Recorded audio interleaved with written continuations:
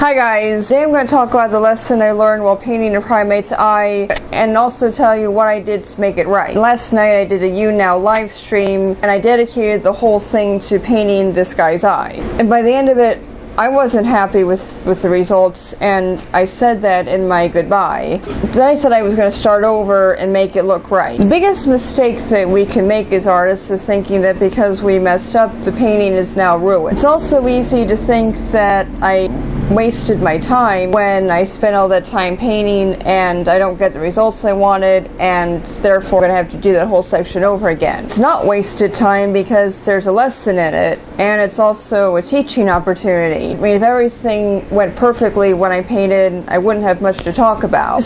This mistake could have been prevented if I'd spent a little more time looking at my reference photo instead of just painting what I thought I knew. I thought that's maybe because I'd seen other primates' eyes, and like chimpanzee eyes or whatever, and I'd seen that, well, the iris is brown, or maybe not the iris, the cornea is brown, or maybe a yellowy brown, that I thought I knew how to paint this guy's eye. I mixed Hansa yellow with purple made by mixing quinacridone red and ultramarine blue, which would neutralize the yellow a little bit, glaze that, and then I thought I saw a bit of red there, and so I thought the way to make that was to thin the red down like crazy with medium so it was barely visible, but of course because the space was so small I couldn't spread the paint out far enough so the red looked very visible even though it was thinned down a lot. Basically my problem was that I painted what I thought I knew. So I'm going to explain what I did that I think is putting me on the right track.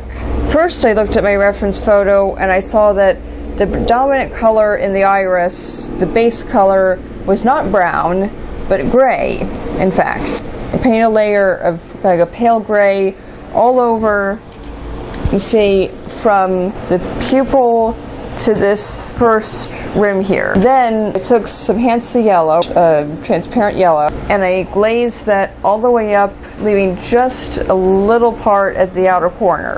Then, with my red, instead of trying to thin it down and glaze it, I took a script liner brush, which is this type of brush, is a very long, thin bristles. Painted thin lines of the red around the bottom of his pupil and along this rim here. Now, I don't think this guy actually had red in his eyes. I think it's just the sun reflecting off of them makes us see red in there. Anyway, and then I glazed transparent mixing white over the whole thing. And what I did, which I think is doing the most to achieve the goal I have, which is to make it look like there's a light shining on his eye, which there is in the photo, is I took some titanium white and with a small round brush, I painted a little dot here. Then I covered over most of that again with the Hansa yellow. Also, I paid more attention to what was going on around the eye. So I took this darkness and I extended that out further. I put some transparent raw sienna around here, starting at the pupil and going down toward where the white dot was. And I'm going to take this dark gray here and extend it further in.